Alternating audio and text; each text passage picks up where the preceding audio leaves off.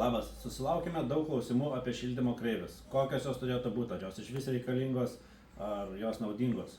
Pirmas atsakymas iš karto taip, jos turi būti kiekviename siurbly, o kokios pabandysime paaiškinti šitame video. Kas yra kreivė? Šildymo kreivė priklauso nuo oro. Ką tai reiškia? Kad pagal orą lauke jis paduoda iš namą šildymą konkrečiu metu, konkrečią temperatūrą. Dėl ko tai reikalinga? Dėl to, kad šilumos siurblys, kuo aukštesnė temperatūra, tuo žemesnis jo koeficientas.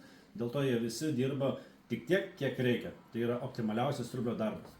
Pabandykim aptarti keletą kreivių pagrindinių, kas yra rinkoje ir kur naudojasi namuose.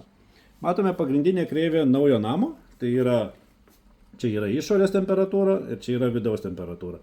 Pagrindinė kreivė yra 25, 36 prie minus 20 ir plus 15. Tai šita kreivė skirta naujiems namams.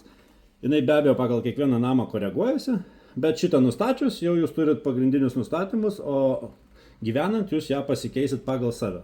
Sekanti kreivė yra miksuotiems namams, kur yra grindys ir radiatoriai. Kaip matome, nuo 25 padarėme iki 50 laipsnių temperatūros, kadangi radiatoriam reikalinga aukštesnė temperatūra, bet dažniausiai tokie namai nebūna labai seni ir plius minus šita kreivė pasitaiko visą laiką.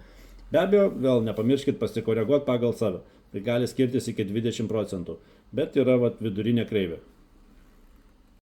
Bei pagrindinė kreivė seniems namams, kurią paliekame, dažniausiai būna nuo 30 iki 55, taip pat apačioje minus 20 ir 15.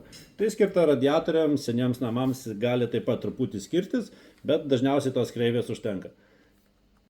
Štai aptarėme 3 pagrindinės naudojamas kreives.